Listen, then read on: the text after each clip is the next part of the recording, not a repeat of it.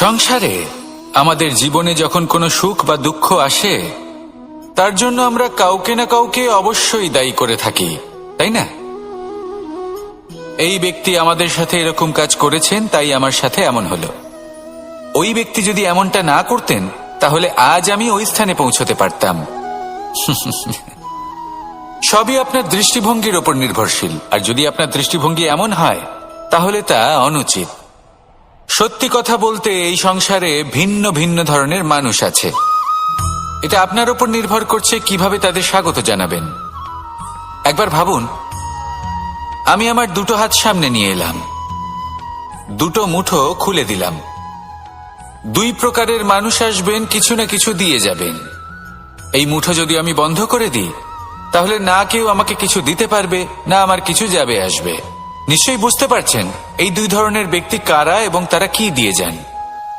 আমি যদি নিজের মুঠো খুলে দিই, তাহলে কিছু ভালো মানুষ আসবেন, আমাকে আনন্দ, সন্তুষ্টি, জ্ঞান প্রদান করে যাবেন, ভালো অভিজ্ঞতা দিয়ে যাবেন। কোনো খারাপ ব্যক্তি যদি আসেন, তাহলে তিনিও খারাপ অভিজ্ঞতা দেবেন, যার থেকে আমি শিক্ষা লাভ করব। এই সব কিছু আমি লাভ করতে পারি। মুঠো যদি বন্ধ করে রাখি, তাহলে আমি কিছুই পাবো না। দেখুন, এই সংসারে প্রত্যেকের জীবনে এইরকম। প্রত্যেকের জীবনে সবকিছুই আছে, ভালো খারাপ দুই মানুষই আছে। ভালো অভিজ্ঞতা আছে, খারাপ অভিজ্ঞতা আছে। নির্ভর করছে আপনার উপর যে আপনি কি করবেন, এনাদের স্বাগত কিভাবে জানাবেন, কার থেকে কি বুঝবেন, কি শিখতে পারবেন, আর কোন দৃষ্টিভঙ্গি নিয়ে অগ্রসর হবেন। এটাই নির্ধারণ করবে যে আপনার জীবন কেমন হবে। আসুন আমার সাথে ভালোবেসে বলুন, রাধা রাধা। জীবনে যখন কোনো ব্যক্তি নিজের লক্ষ্য প্রাপ্তির জন্য নিরন্তর পরিশ্রম করতে থাকেন, চেষ্টা করতে থাকেন, তখন তিনি কষ্ট অনুভব করেন। কখনো শারীরিক কষ্ট, কখনো মানসিক কষ্ট। এবার উনি এটা ভাবতে থাকেন যে আমি কি উচিত করছি নাকি অনুচিত করছি। কারণ অন্যদিকে এমন একজন ব্যক্তিও আছেন যিনি একদমই পরিশ্রম, চেষ্টা করছেন না। তিনি মদিরা পান করেন, বিলাসিতায় জীবন কাটান, অলস প্রকৃতির হয়ে ওঠেন, নিদ্রাতে বিলীন হয়ে থাকেন আর ভাবেন যে তিনি সুখ লাভ করছেন। কিন্তু এরকম কেন হয়? কারণ যখন আমরা সৎ পথে থাকি, উচিত পথে চলি, লক্ষ্য প্রাপ্ত করার জন্য চেষ্টা করতে থাকি, তখন আমাদের ভেতরে থাকা নেতিবাচক শক্তি এবং পাপ এই দেহকে ত্যাগ করে দেয়। আর এই অনুভূতিটাই আমাদের দুঃখের অনুভূতি দেয়, কষ্ট দেয়।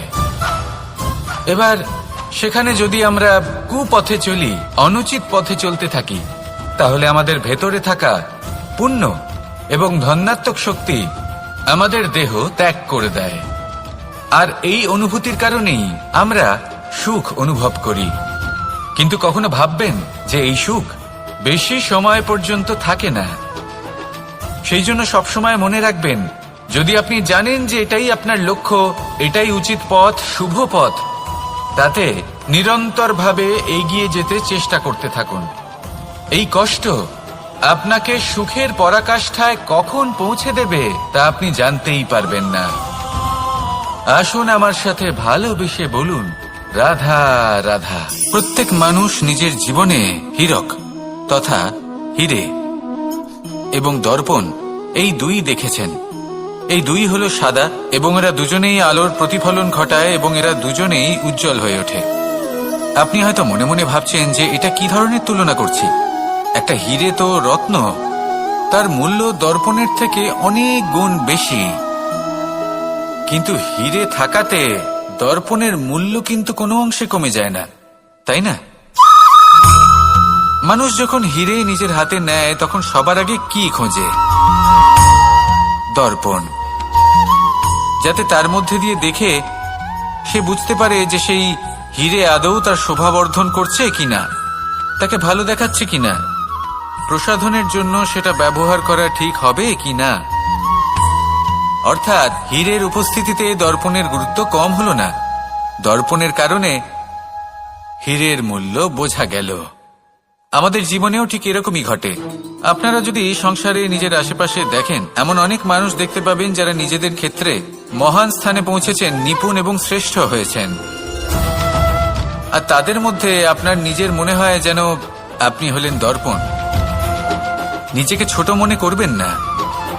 আপনার মূল্য কম হচ্ছে না, আপনার নিজস্ব মূল্য আছে।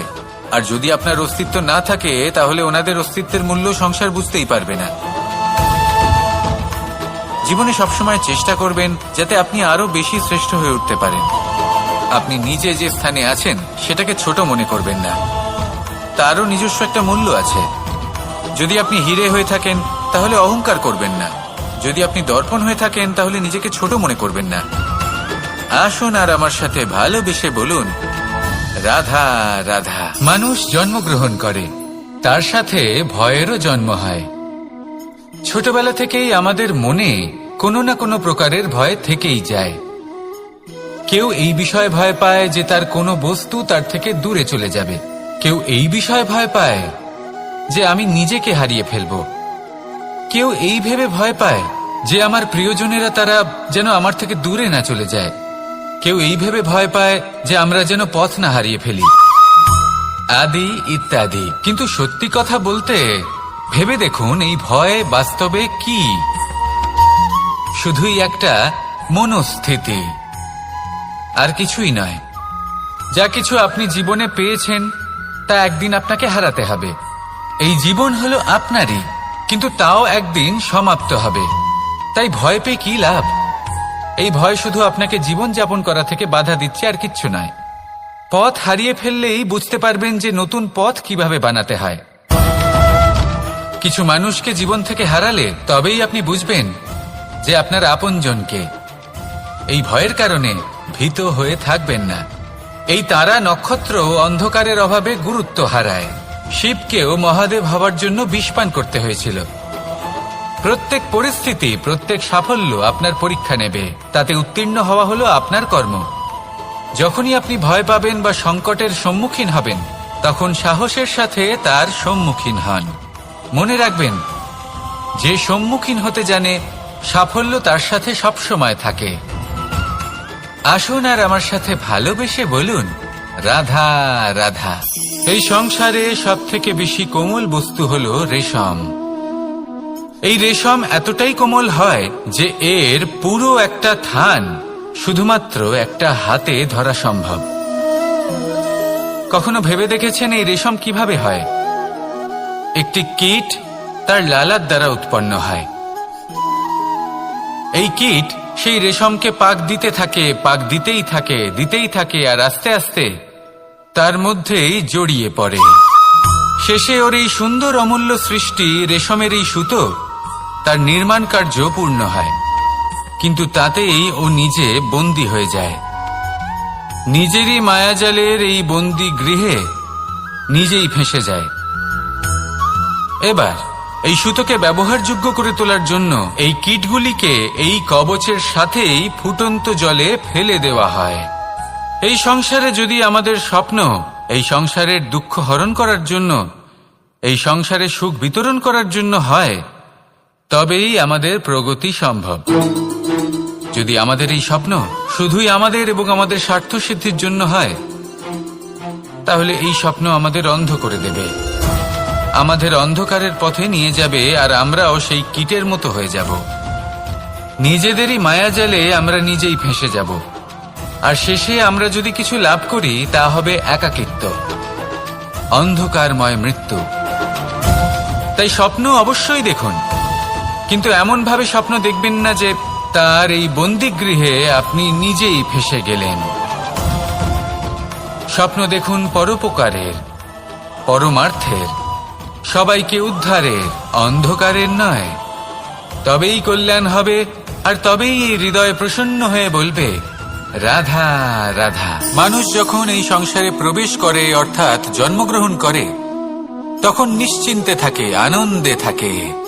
কিন্তু যেই মাত্র তার মধ্যে বোধশক্তি আসে, তখন সে চিন্তা করতে শুরু করে। চিন্তা ভবিষ্যতের, সেই সমস্ত বিষয় নিয়ে চিন্তা করে যা ওর হাতে নেই।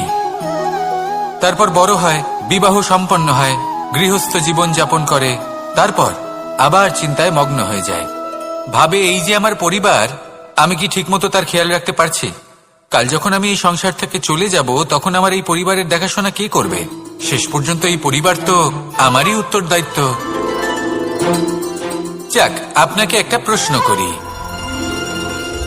এই সংসারে আসার পূর্বে আপনি কি এই প্রশ্ন করেছিলেন, এটা ভেবেছিলেন যে আমাকে ছাড়া এই সংসার কিভাবে চলবে? করেননি, তাই তো?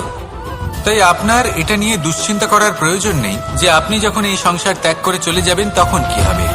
আপনি যখন ছিলেন না তখনও এই সংসার চলছিল, আপনি যখন এই সংসার ত্যাগ করবেন তখনও এই সংসার চলতে থাকবে।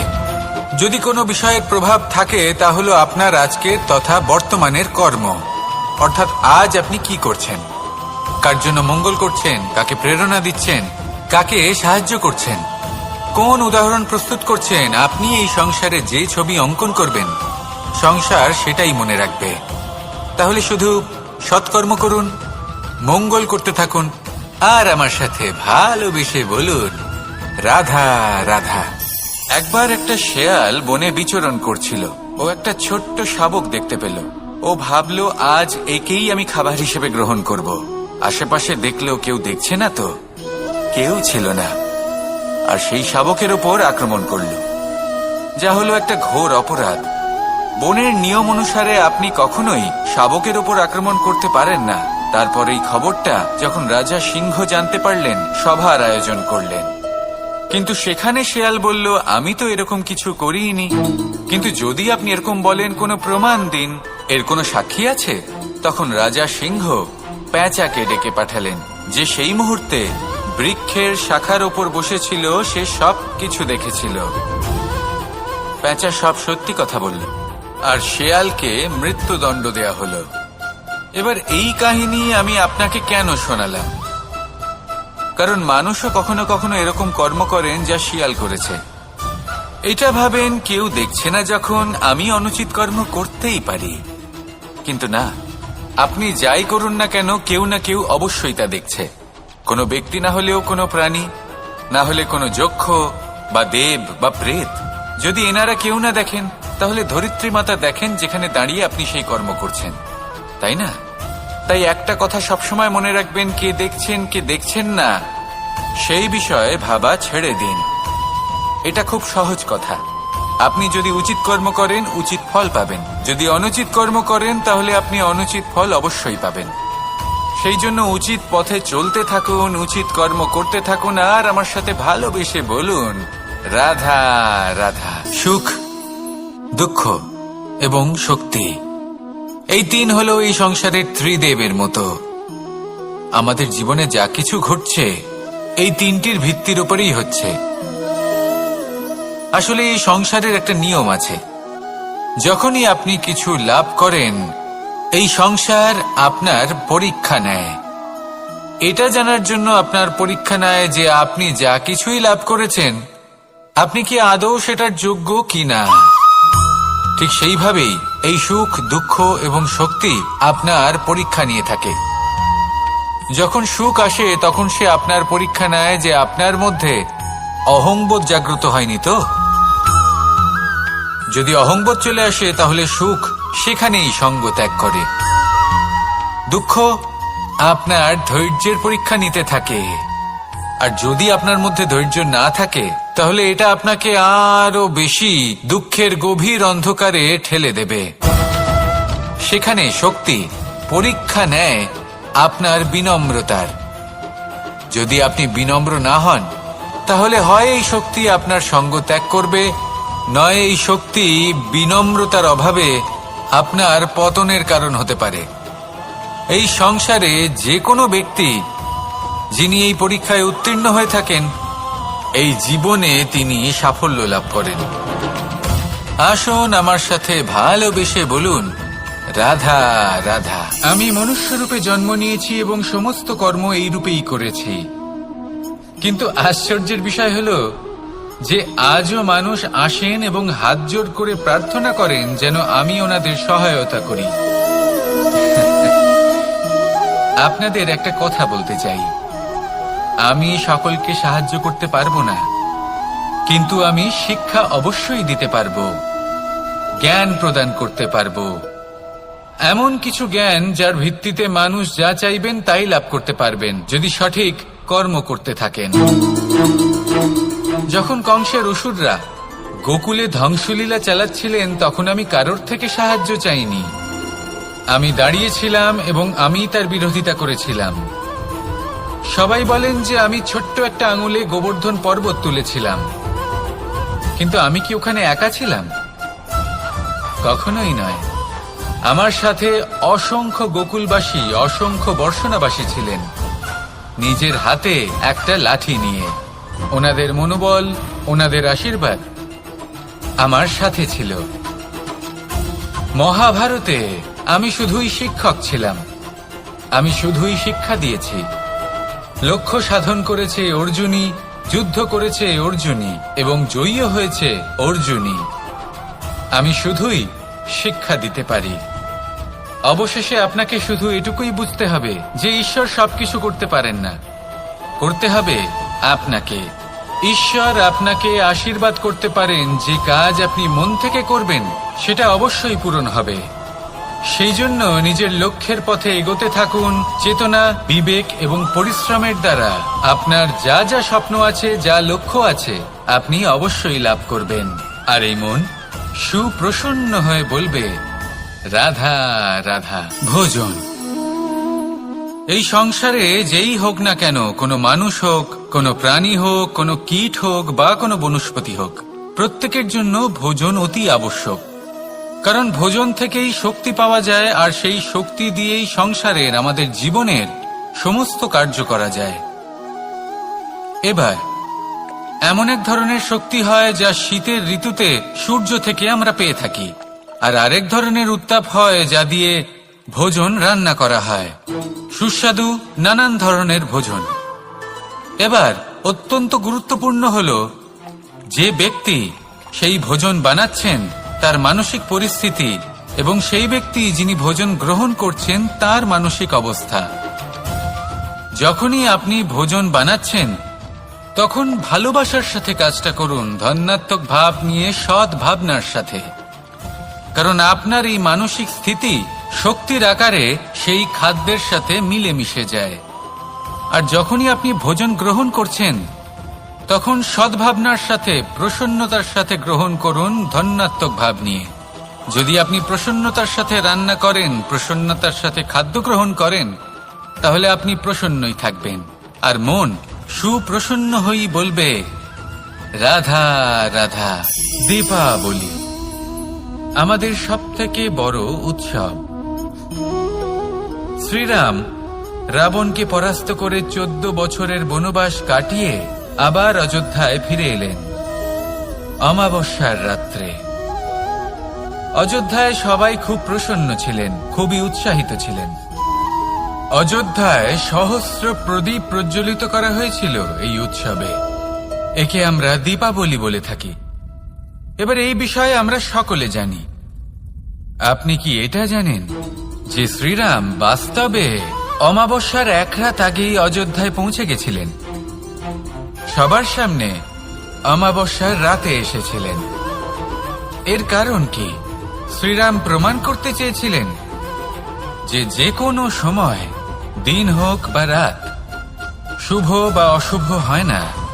শুভ অশুভ কিছু থাকলে তা হলো মানুষের চিন্তা, তার ভাবনা, তার নির্বাচন আর তার কর্ম। নিজেই দেখে নিন, শ্রীরাম শুভ কাজ করে ফিরেছিলেন এবং অমাবস্যার মতো গভীর এক রাত্রিকেও দীপাবলিতে পরিবর্তিত করেছিলেন।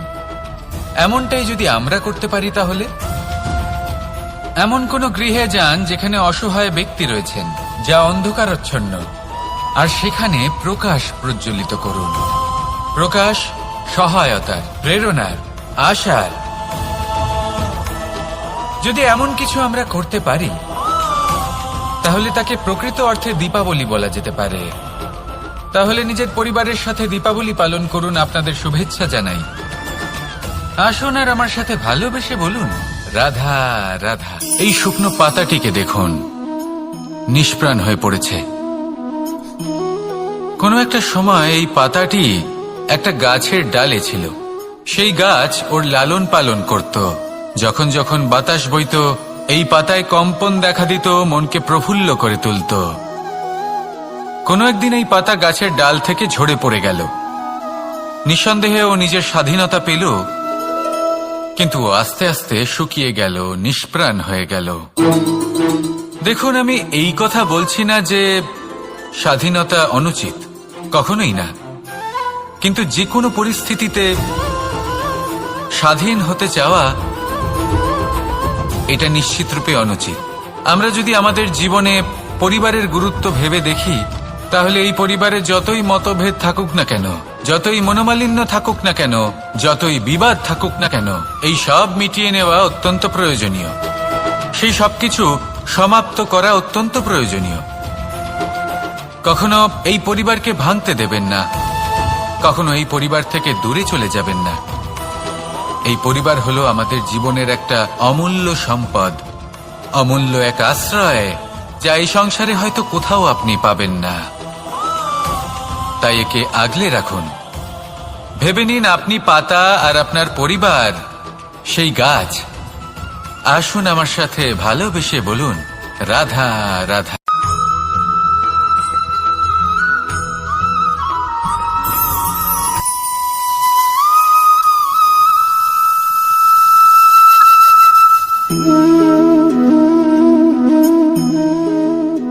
মোহনের বাঁশির এই সুর, এই সঙ্গীত কার না পছন্দ হয়, সবারই খুব ভালো লাগে।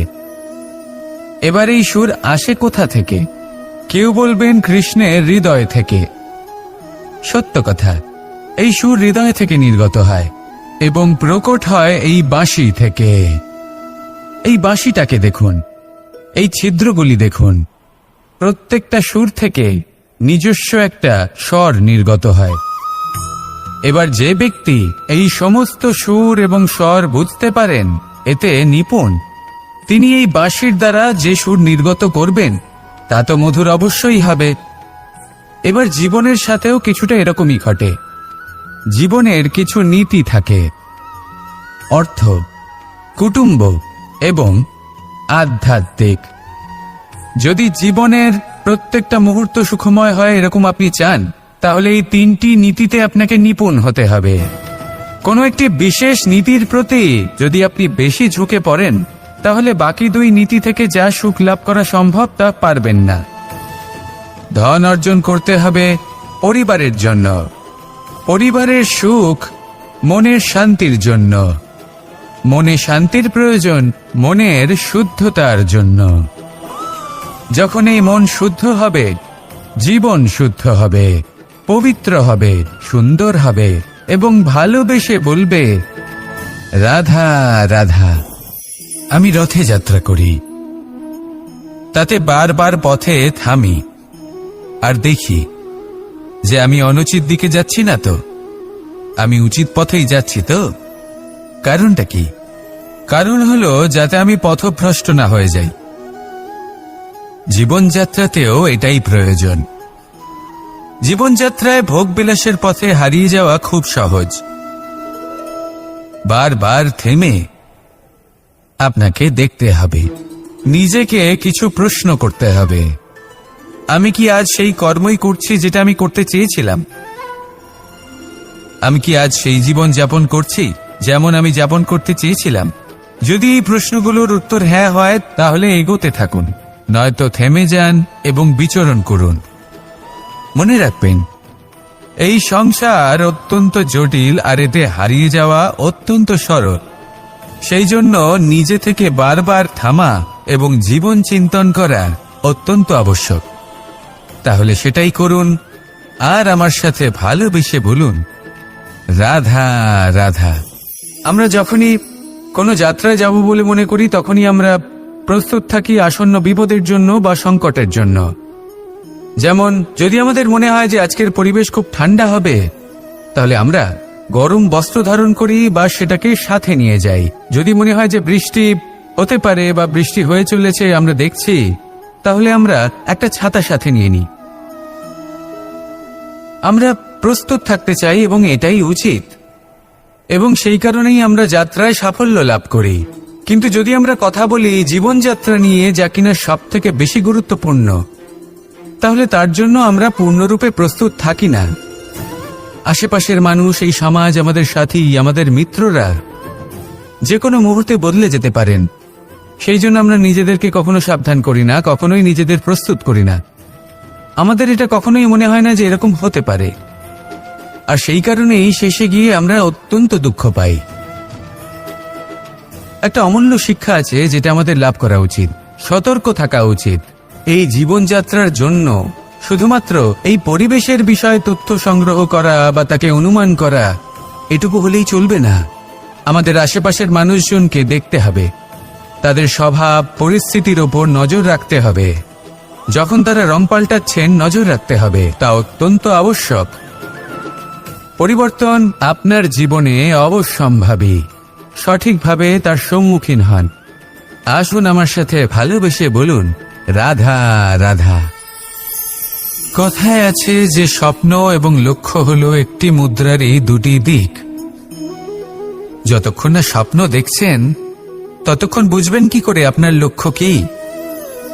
স্বপ্ন দেখে যদি নিজের লক্ষ্য বুঝতে পারেন, সেটা পেতে চান, তবেই সেটা লাভ করতে পারবেন। কিন্তু স্বপ্ন এবং লক্ষ্য এই দুইয়ের মধ্যে একটা ভারসাম্য রয়েছে যেটা বজায় রাখা প্রয়োজনীয়। একে আমরা বলে থাকি পরিশ্রম। দেখুন, যদি আপনি স্বপ্ন দেখতে চান তাহলে পরিশ্রম ত্যাগ করে নিদ্রা লাভ প্রয়োজন। কিন্তু যদি আপনি লক্ষ্য লাভ করতে চান তাহলে আপনাকে নিদ্রা ত্যাগ করে পরিশ্রম করতে হবে। তাই আলস্য ত্যাগ করুন এবং সিদ্ধান্ত নিন যে আপনি কি চান। আপনার জীবনের এই তুলাদণ্ডে স্বপ্নের পাল্লা ভারী হওয়া প্রয়োজন নাকি লক্ষ্যের? আমার মতে এই দুইয়ের মধ্যে যদি ভারসাম্য বজায় রাখেন তবে পথ নিজে থেকেই সামনে আসবে। শুধু সেই পথে অগ্রসর হতে থাকুন এবং আমার সাথে ভালোবেসে বলুন, রাধা রাধা। ঈশ্বর আসলে কে? সংসারের বেশিরভাগ মানুষের কাছে ঈশ্বর হলেন এই সংসারের রচয়িতা, পালনকর্তা। কারোর কাছে উনি জ্ঞাতা, কারোর কাছে উনি হলেন আস্থার প্রতীক, আবার কারোর জন্য শুধুমাত্র অন্ধ বিশ্বাস। কিন্তু এই ঈশ্বর কি কোনো শরীর, নাকি একটা বোধ, নাকি শুধুই শ্রদ্ধা? ঈশ্বর হলেন তিনি যিনি হলেন আপনার ইষ্ট।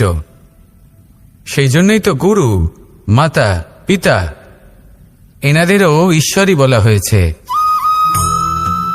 যাদেরকে আমরা ঈশ্বর বলে মনে করি, যারা আমাদের ইষ্ট, তারা আমাদের একটি পথ দেখান, একটি দিকে চালিত করেন। সেই পথে চলে আপনি শুভ কর্ম করতে পারেন। আর যখন কোনো ব্যক্তি তার ঈশ্বরের আদেশ পালন করেন তখন সে নিজে থেকেই শুভ পথে অগ্রসর হয়ে যান। বেশ কয়েকজন মানুষ ঈশ্বরের ওপর আস্থা রাখেন এবং ভাবেন যে অনুচিত কোনো কাজ করা উচিত নয়, ঈশ্বর দেখছেন। ওনারা ভয় পান যে কোনো অনুচিত কর্ম করলে কে জানে তার পরিণাম কি হবে। এমন অনেক ব্যক্তি রয়েছেন যারা ঈশ্বরকে বিশ্বাস করেন এবং জানেন যে ঈশ্বর তাদেরকে দেখছেন। তাই যে যে শুভকর্ম ওনারা করেছেন তার ফল তারা অবশ্যই পাবেন। এবার আপনি ভয় পেয়ে ঈশ্বরকে বিশ্বাস করবেন নাকি বিশ্বাসের দ্বারা ঈশ্বরকে বিশ্বাস করবেন, সেই সিদ্ধান্ত আপনারই। কিন্তু হ্যাঁ, যদি আপনার মনে ঈশ্বরের জন্য কোনো স্থান থাকে, যদি আপনার কোনো ইষ্ট থাকেন, যদি আপনি কাউকে ঈশ্বর মনে করেন যার প্রত্যেক আদেশ আপনি পালন করে থাকেন, তাহলে বলি ঈশ্বর কখনো আপনাকে অনুচিত পথে চালিত করবেন না। আসুন আমার সাথে ভালোবেসে বলুন, রাধা রাধা। আপনারা সবাই একটা গাছের পাতাকে দেখুন। যতক্ষণ পর্যন্ত ও গাছের সাথে, মানে গাছের ডালের সাথে জুড়ে থাকে, সে সবুজ থাকে, বাতাসের সাথে সে নড়তে থাকে। যতক্ষণ পর্যন্ত ও সূর্য থেকে পাওয়া রশ্মির শক্তি গাছে পৌঁছে দেয় ততক্ষণ ও ডালের সাথে যুক্ত থাকে। কিন্তু যখন সেই পাতা শুকিয়ে যায় তখন তার কোনো গুরুত্ব থাকে না। সেই পাতা গাছের ডালে এবং বৃক্ষের কাছে বোঝা হয়ে থেকে যায়। এবং এমন এক সময় আসে যখন সেই ডালটি শুকনো সেই পাতাকে পরিত্যাগ করে। এটাই আমরা এই প্রকৃতিতে দেখি এবং এটাই হলো সত্য। আর এটাই আমাদের জীবনে খুব বড় একটা শিক্ষা। যদি আপনিও নিজের জীবনে নিজের আপনজনদের কাছে বোঝা স্বরূপ হয়ে দাঁড়ান, তাহলে তারা আপনাকে যতই ভালোবাসুক না কেন, ওনারা যদি নাও চান তাহলেও এমন এক দিন আসবে যখন আপনার আপনজন আপনাকে পরিত্যাগ করবে। সেই জন্য সবসময় আত্মনির্ভর হয়ে ওঠার চেষ্টা করুন। নিরন্তর পরিশ্রম করতে থাকুন, কারোর উপর বোঝা হয়ে থাকবেন না, বরং তার সাথে মিলে দায়িত্ব পালন করুন। এমনটা করবেন তাহলে আপনার সম্মানও বজায় থাকবে এবং সম্পর্কের মধ্যে আপনার মূল্যও বজায় থাকবে। আসুন আর আমার সাথে ভালোবেসে বলুন, রাধা রাধা। প্রেম 2.5 অক্ষর, মাত্র 2.5 অক্ষরের এই শব্দ প্রেম, এর মধ্যে ত্রিলোকের এবং সমগ্র ব্রহ্মাণ্ডের বীজ নিহিত আছে। এমন কি আছে যা এই প্রেম করতে পারে না? যেখানে শক্তি এবং বিদ্যা প্রয়োগ করে আপনি কিছুই করতে পারবেন না, সেটাও প্রেম দ্বারা অর্জন করা সম্ভব। প্রেম চাইলে পাথরেও ফুল ফোটাতে পারে। প্রেম চাইলে ন্যাড়া পাহাড়ের বুক চিরে নদীপথ তৈরি করতে পারে। চাইলে নিরক্ষর ব্যক্তিকে সংসারের শ্রেষ্ঠ জ্ঞানী করে তুলতে পারে। শুধুমাত্র এই প্রেমের জন্য সবার দুষ্টু কানাই ঘনশ্যাম হয়ে উঠেছিল। শুধুমাত্র এই প্রেমের টানেই ত্রিলোকের স্বামী দ্বারকাধীশ নির্ধন সুদামার পদসেবাও করেছিলেন। এই প্রেম হলো সংসারের সবথেকে বড় শক্তি। এই সংসারের আধার হলো প্রেম। এমন কিচ্ছু নেই যা এই প্রেমের পক্ষে সম্ভব নয়। যেখানে বিদ্যা এবং শক্তি সাহায্য করতে পারে না, সেখানে এই প্রেম আপনাকে জয়ী করে দিতে পারে। তাহলে আসুন আর আমার সাথে ভালোবেসে বলুন, রাধা রাধা। মানুষের এই জীবন, মানুষ জন্ম নেয়, একটা নির্দিষ্ট সময়ের পরে এই সংসার ত্যাগ করে চলেও যায়। এবার শুধু এটাই আবশ্যক নয় যে এই জীবনকালকে আপনি যাপন করবেন, শুধু এটাই গুরুত্বপূর্ণ নয়। আবশ্যক এবং গুরুত্বপূর্ণ হলো এটা যে এই জীবনকালে আপনি এমন কিছু করেন যাতে এই সংসারের মঙ্গল হয়, যাতে এই সংসার আপনাকে মনে রাখে, আপনার থেকে প্রেরিত হয়, আপনার মতো হতে চায়। প্রত্যেক বছর আপনার জন্মতিথির অপেক্ষা করে, এমনভাবে আপনার জন্মদিন পালন করে যাতে সেটা মহোৎসবের আকার ধারণ করে। এবার এই জন্মদিন এমনি এমনি মহোৎসবে পরিণত হয় না। তখন হয় না যখন কোনো ব্যক্তি রাজার রূপে বা কোনো গোয়ালার রূপে জন্মগ্রহণ করে। তখন পরিণত হয় যখন একজন মানুষ জন্মগ্রহণের পরে এই সংসারকে কোনো শিক্ষা দিয়ে যান। কিভাবে একজন মানুষ গোয়ালা থেকে রাজা হতে পারে, কিভাবে একজন মানুষ অসত্য থেকে সত্যের পথে চলতে শুরু করেন, অধর্ম থেকে ধর্মের পথে চালিত হতে পারেন, কিভাবে অন্ধকার থেকে প্রকাশের দিকে যেতে পারেন, কিভাবে নিজের আত্মাকে পরমাত্মার সাথে মিলিত করতে পারেন। তা সে রামনবমী হোক বা জন্মাষ্টমী হোক, তাদের জীবনের সাথে জড়িত প্রত্যেক মুহূর্ত একটা পরবের আকার ধারণ করে। তাহলে আপনিও এইভাবে নিজের জীবন যাপন করতে থাকুন।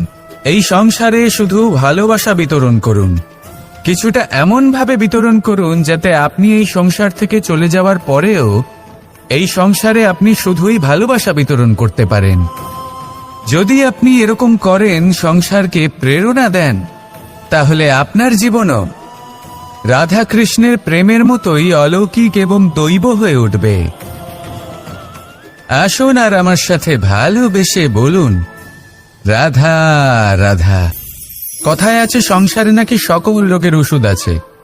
যদি আপনি নিজের শরীরকে ভালোবাসেন তাহলে ব্যায়াম করুন, যদি নিজের নিঃশ্বাস প্রশ্বাসকে ভালোবাসেন তাহলে প্রাণায়াম করুন, যদি আপনি নিজের আত্মাকে ভালোবাসেন তাহলে ধ্যান করুন।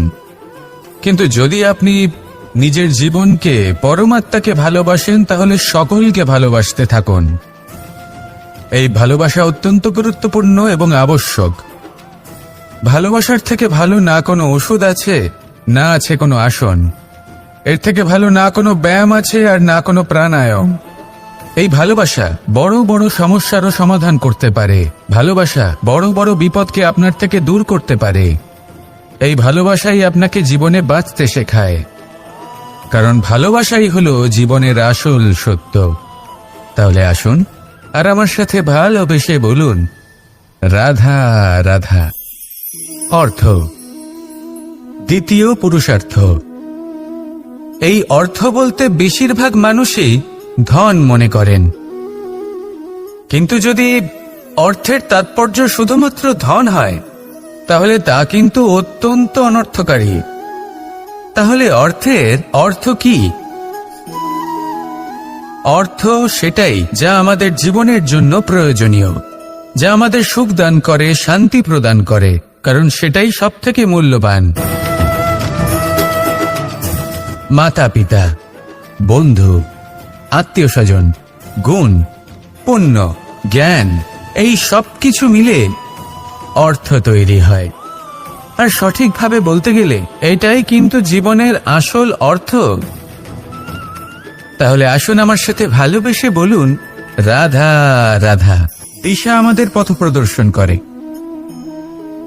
আর আমরা এই দিশার মধ্যেও পবিত্র অপবিত্র, শুভ অশুভ জিনিস খুঁজে পাই। কিন্তু প্রশ্ন হলো এটাই যে সত্যি কি এই দিশা পবিত্র বা অপবিত্র হয়, শুভ বা অশুভ হয়? সত্যি কথা বলতে দিশা শুধুই একটা দিক মাত্র, কিন্তু সেই দিকে যে ব্যক্তি থাকেন তার কর্ম হয় শুভ হয়, নয় অশুভ হয়। যেমন ধরুন সূর্য, যাকে ছাড়া আমাদের জীবন চলতে পারে না। উনি উদিত হন পূর্ব দিক থেকে, এবং এই কারণে সূর্য মহান নন বা পবিত্র নন যে উনি পূর্ব দিক থেকে উদিত হন। উনি এই কারণে মহান কারণ উনি আমাদের সকলকে প্রকাশ প্রদান করেন, এবং পূর্ব দিক এই কারণে মহান কারণ সেদিক থেকে সূর্যোদয় হয়। এবার সূর্যাস্ত হয়ে থাকে পশ্চিম দিক থেকে, আর তাই বেশিরভাগ মানুষ পশ্চিমকে অশুভ মনে করেন, অপবিত্র মনে করেন। সেখানেই যদি আমি উত্তর এবং দক্ষিণের কথা বলি তাহলেও সেই একই ব্যাপার। উত্তর দিকে যদি আমরা কখনো যাত্রা করতে চাই তাহলে আমরা নিঃসংকোচে কোনো ভাবনা চিন্তা ছাড়াই যাত্রা করতে পারি। সেখানেই দক্ষিণ দিকে যদি আমরা যাত্রা করতে চাই তাহলে আমরা শুভ মুহূর্ত খুঁজি। কারণটা কি? কারণ উত্তর দিকে হিমালয় পর্বত আছে, যেখানে আমরা জড়িবুটি খুঁজে পাই, যেখান থেকে পবিত্র নদী প্রবাহিত হয়। সেখানেই দক্ষিণ দিকে আছে বিশাল নোনা জলের সাগর। এমন একটা স্থানও আছে যেখানে লঙ্কাপতি রাবণ থাকতেন। আর হয়তো এই সকল কর্মের কারণেই আমাদের দৃষ্টিভঙ্গি এমন হয়ে গেছে। তাই আপনার কর্ম সবসময় যথাসম্ভব শ্রেষ্ঠ রাখুন, কারণ আপনার কর্ম শুধু আপনার জন্যই নয়। আপনি যেখানে আছেন, আপনার কুল, আপনার স্থান, আপনার দিশা, এই সব কিছুর ওপর তার প্রভাব পড়বে। তাই সবসময় শুভ কর্ম করুন এবং আমার সাথে ভালোবেসে বলুন, রাধা রাধা। কখনো কোনো বৃক্ষকে দেখেছেন? এই ধরিত্রী থেকে ততটুকুই জল নেয় যতটুকু তার প্রয়োজন। কোনো প্রাণীকে দেখুন, এই প্রকৃতি থেকে ততটুকুই খাবার গ্রহণ করবে যতটুকু তার খিদে রয়েছে। খিদে মিটে গেলে আর খাবে না। এবার মনুষ্যকে দেখুন, সে নিজের জীবনে যা কিছু পেয়েছে, বস্তু, ধন, খাবার, শক্তি, প্রয়োজনের থেকে অনেক বেশি লাভ করার চেষ্টা করে থাকে। প্রয়োজনের থেকে বেশি যদি পেয়েও যায় তাহলেও তার কম মনে হয়। এবার এরকম ঠিক কেন হয়? এর পেছনের কারণ কি? কারণ হলো লোভ।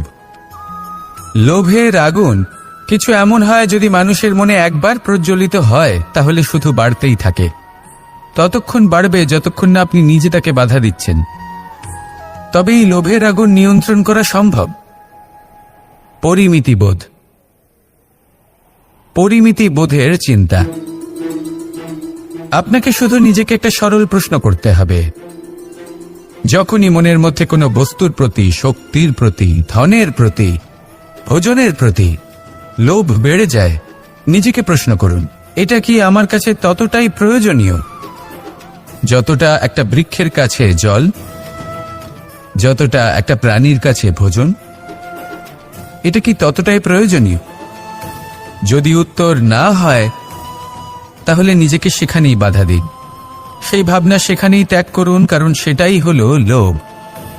ঠিক এইভাবে প্রয়োজনীয়তার চিন্তা করে আস্তে আস্তে এই মন নির্লোভ হয়ে উঠবে, আর এই মন প্রসন্ন হয়ে বলবে, রাধা রাধা। এ হলো গোলাপ ফুল। একে আমরা সকলেই চিনি। সমগ্র সংসার ভালোবাসে এই পুষ্পকে। এই ফুল দেখতেও সুন্দর। সবথেকে বেশি গুরুত্বপূর্ণ কথা হলো এর সুগন্ধ, যা দূর দূরান্ত থেকে ব্যক্তিদেরকে আকৃষ্ট করে। এই সুন্দর পুষ্প একটু মন দিয়ে দেখলেই দেখা যায় এর নিচে কাঁটা রয়েছে। এই সংসার বলে, এ প্রকৃতির কেমন রচনা, এত কোমল পুষ্প, এটা কি তীক্ষ্ণ কাঁটা সহ প্রস্ফুটিত হয়? এটাই হলো জীবনের সত্য। আমাদের অন্তরের সদ্গুণ, সেগুলিও এই ফুলের মতোই সুন্দর। সংসারের সৌন্দর্য দেখতে পায়, এর সুগন্ধ চতুর্দিকে ছড়িয়ে পড়ে। কিন্তু এই সদ্গুণ জাগ্রত করে তোলার জন্য কঠোর পরিশ্রম করতে হয়, প্রতিনিয়ত চেষ্টা করে যেতে হয়। তাই জন্য যদি আপনি জানেন আপনার পথ উচিত কিন্তু তা কাঁটায় পরিপূর্ণ, তাহলে থামবেন না, চলতে থাকুন। একবার যদি অন্তরের সদ্গুণ জাগ্রত হয়, তাহলে এই সংসার এই সৌন্দর্য দেখবে আর সুগন্ধে আকর্ষিত হয়ে আপনার কাছে আসবে। এই মন, এই জীবন প্রসন্ন হয়ে বলবে, রাধা রাধা।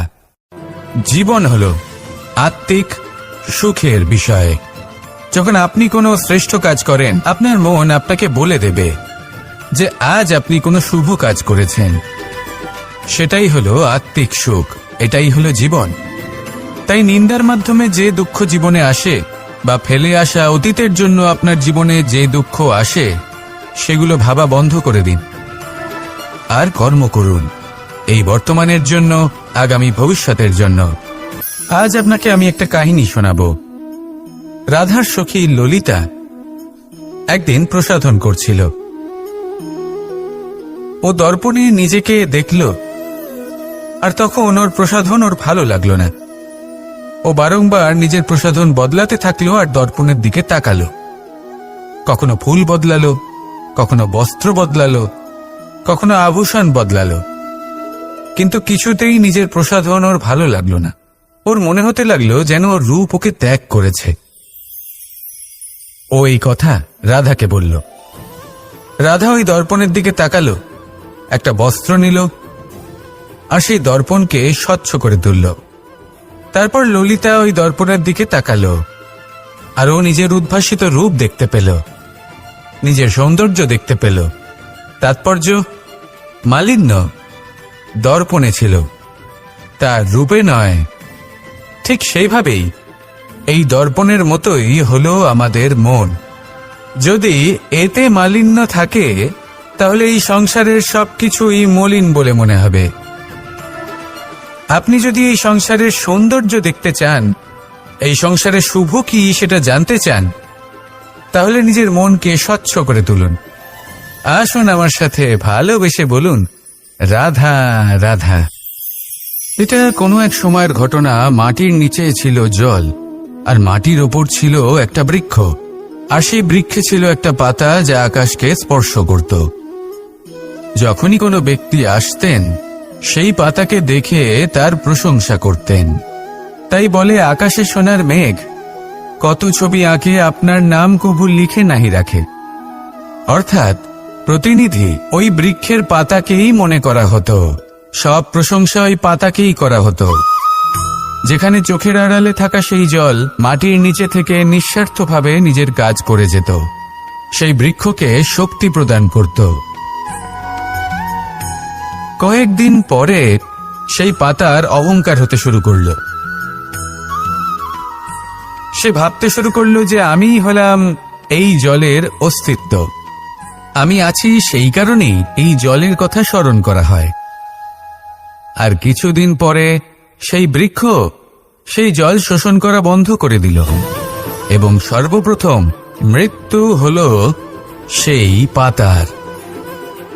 সেই পাতা যা আকাশকে স্পর্শ করছিল তা ঝরে মাটিতে পড়ে গেল, আর প্রত্যেক ব্যক্তি তার ওপর দিয়ে হেঁটে চলে যেত, তাকে দেখে আর কেউ প্রশংসা করত না। সেই জন্য জীবনে কখনো অহংকার করবেন না, বিশেষ করে তাদের কখনো অহংকার প্রদর্শন করবেন না যাদের কারণে আপনি সাফল্য লাভ করেছেন, যারা আপনার জীবনের আধার। চিরকাল তাদের প্রতি কৃতজ্ঞ থাকুন, তাদের সাথে সম্পর্ক বজায় রাখুন, তাদের সাহায্য করুন আর আমার সাথে ভালোবেসে বলুন রাধা রাধা। আপনি কখনো কখনো নিশ্চয়ই কোনো ব্যক্তিকে এটা বলতে শুনেছেন বা আপনি নিজে বলেছেন বা ভেবে দেখেছেন যে আমি আমার নিজের জীবনে যেটা করতে চেয়েছিলাম সেটা করতে পারলাম না, যে লক্ষ্য অর্জন করতে চেয়েছিলাম সেটা অত্যন্ত কঠিন ছিল, আমি এগোতে পারলাম না, আদি ইত্যাদি। আমরা সবাই কখনো না কখনো ভাবি যে লক্ষ্য আমরা নির্ধারণ করেছি সেটা আমাদের পক্ষে অত্যন্ত কঠিন, প্রায় অসম্ভব। আমাকে বলুন, যে প্রত্যেকটা বস্তু বা সাফল্য যা কিছু আপনি কামনা করেছেন কোনোটাই কি সরল ছিল? নির্বাচনের সময় সেটা সরল ছিল না, সেই জন্যই আপনি সেই লক্ষ্যটা নির্বাচন করেছেন।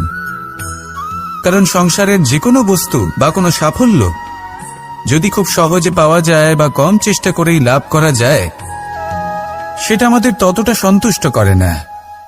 সেই জন্য আমরা জেনে বুঝেই কঠিন লক্ষ্য নির্বাচন করি, কারণ সেই লক্ষ্য আমাদের প্রতিস্পর্ধা এবং সংঘর্ষের সম্মুখীন করে, যার সম্মুখীন হয় অগ্রসর হওয়ার পরে আমরা আরো বেশি শ্রেষ্ঠ হয়ে উঠি।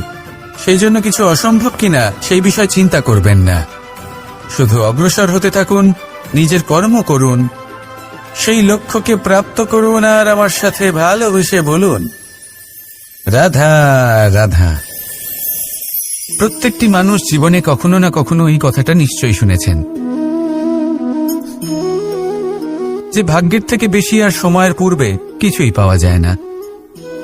আর এটা সত্যিও বটে, কিন্তু এর থেকেও বড় একটা সত্যি আছে, আর সেটা হলো যে আপনি নিজেই নিজের ভাগ্য রচনা করতে পারেন নিজের কর্মের দ্বারা।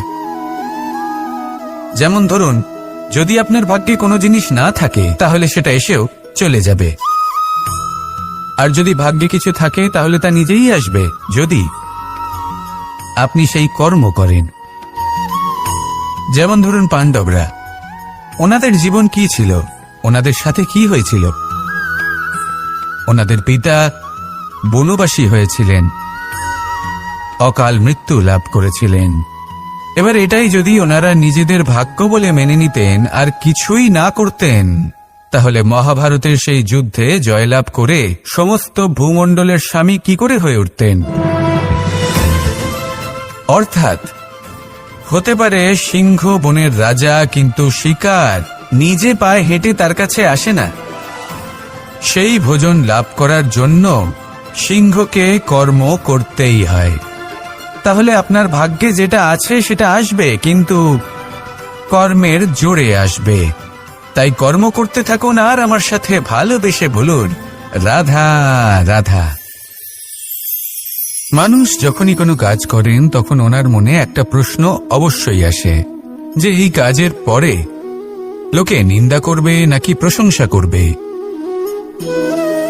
এই বিষয়ে ভাবতে ভাবতে ওনারা এটা বুঝতে ভুলে যান যে নিন্দা এবং প্রশংসার বিষয় ভেবে ওনারা নিজেদের একাগ্রতা এবং সমর্পণ দুটোই হারিয়ে ফেলেন।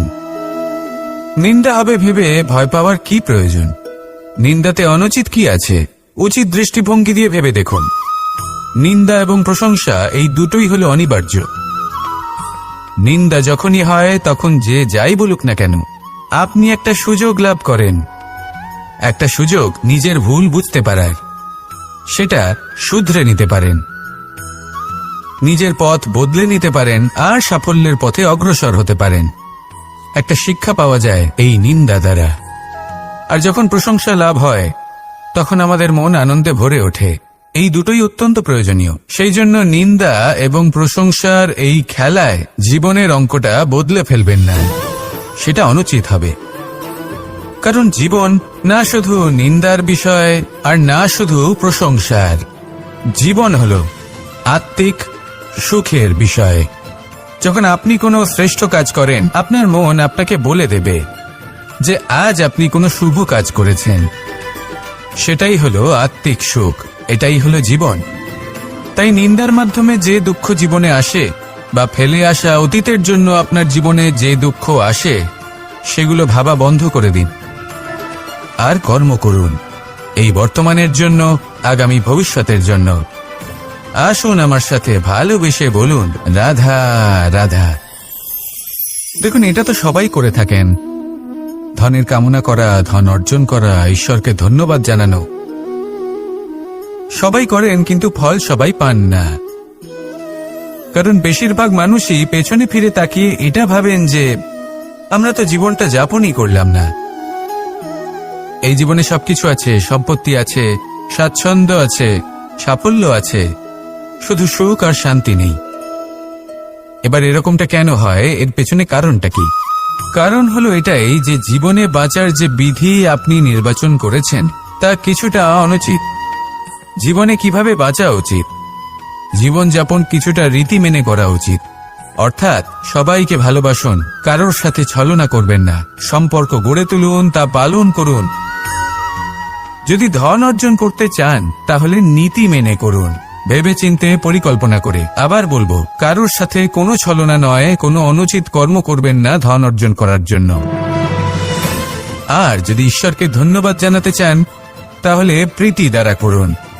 আর যে ব্যক্তি রীতি, নীতি আর প্রীতি এই তিনটি ভাব বুঝে উঠতে পারে এবং তা আত্মসাৎ করে নিতে পারে, তার অতীত, ভবিষ্যৎ এবং বর্তমানকাল সবকিছু সংযত হয়। আপনি কিভাবে জীবনযাপন করতে চান, কিভাবে ধন অর্জন করতে চান, ঈশ্বরকে ধন্যবাদ জানাতে চান, নির্বাচন আপনার। আসুন আমার সাথে ভালোবেসে বলুন রাধা রাধা।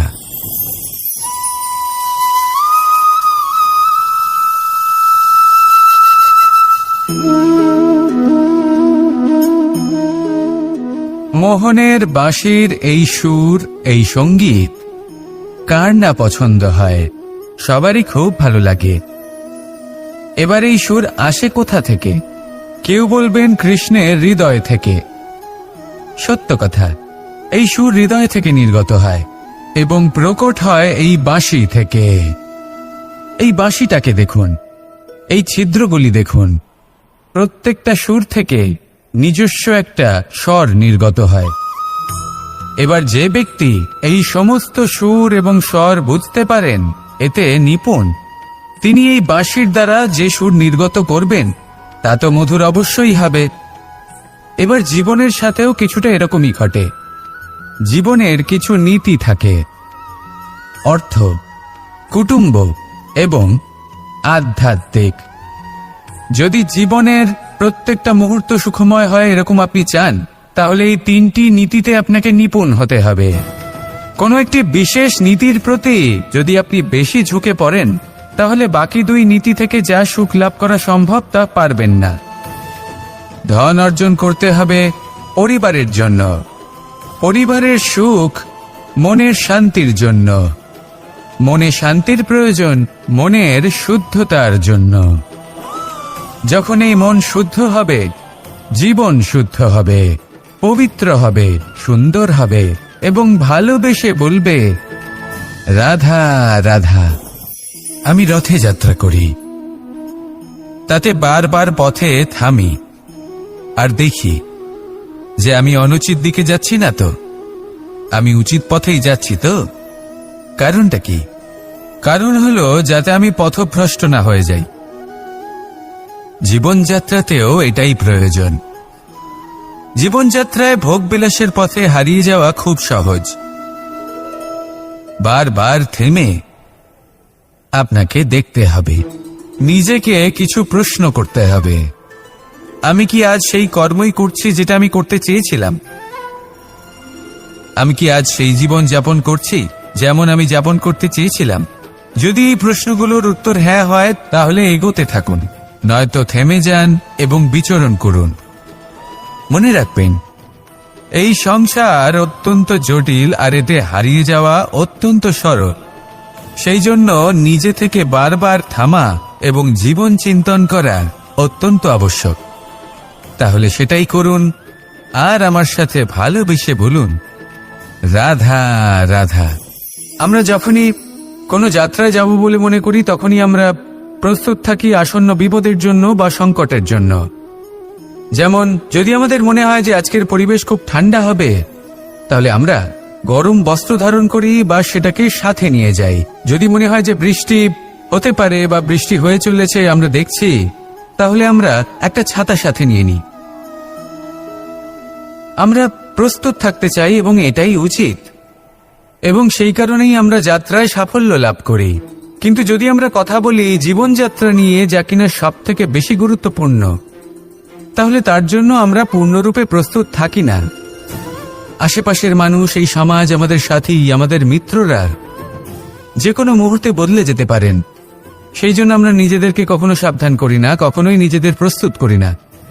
আমাদের এটা কখনোই মনে হয় না যে এরকম হতে পারে, আর সেই কারণেই শেষে গিয়ে আমরা অত্যন্ত দুঃখ পাই। একটা অমূল্য শিক্ষা আছে যেটা আমাদের লাভ করা উচিত। সতর্ক থাকা উচিত। এই জীবনযাত্রার জন্য শুধুমাত্র এই পরিবেশের বিষয়ে তথ্য সংগ্রহ করা বা তাকে অনুমান করা এটুকু হলেই চলবে না। আমাদের আশেপাশের মানুষজনকে দেখতে হবে, তাদের স্বভাব পরিস্থিতির ওপর নজর রাখতে হবে।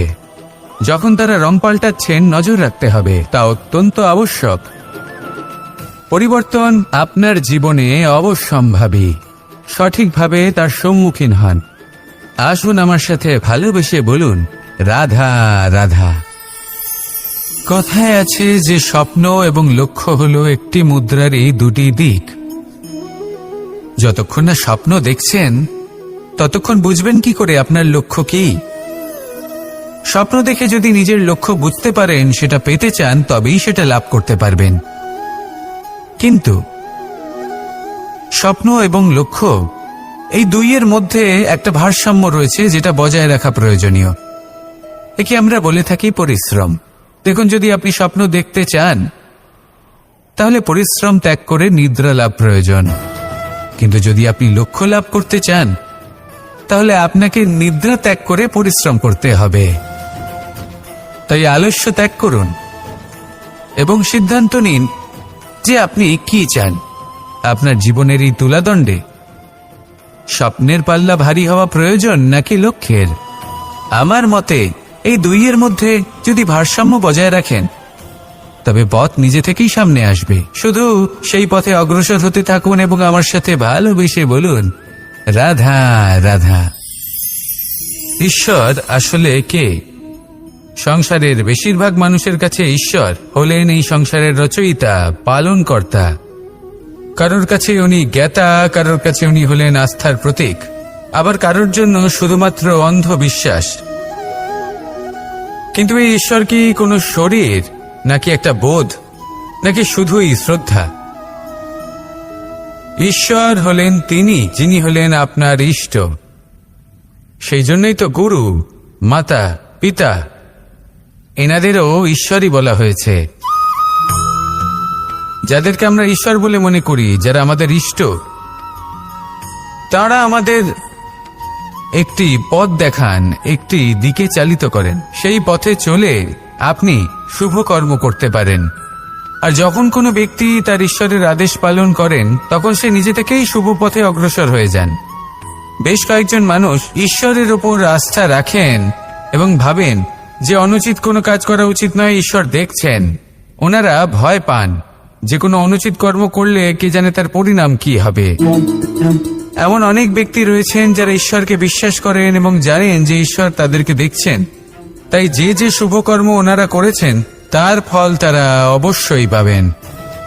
এবার আপনি ভয় পেয়ে ঈশ্বরকে বিশ্বাস করবেন নাকি বিশ্বাসের দ্বারা ঈশ্বরকে বিশ্বাস করবেন, সেই সিদ্ধান্ত আপনারই।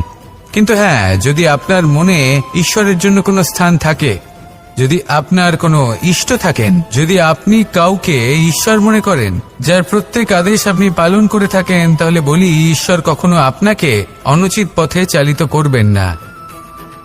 আসুন আমার সাথে ভালোবেসে বলুন, রাধা রাধা। আপনারা সবাই একটা গাছের পাতাকে দেখুন। যতক্ষণ পর্যন্ত গাছের সাথে, মানে গাছের ডালের সাথে জুড়ে থাকে, সে সবুজ থাকে, বাতাসের সাথে সে নড়তে থাকে। যতক্ষণ পর্যন্ত ও সূর্য থেকে পাওয়া রশ্মির শক্তি গাছে পৌঁছে দেয় ততক্ষণ ও ডালের সাথে যুক্ত থাকে। কিন্তু যখন সেই পাতা শুকিয়ে যায় তখন তার কোনো গুরুত্ব থাকে না। সেই পাতা গাছের ডালে এবং বৃক্ষের কাছে বোঝা হয়ে থেকে যায়। এবং এমন এক সময় আসে যখন সেই ডালটি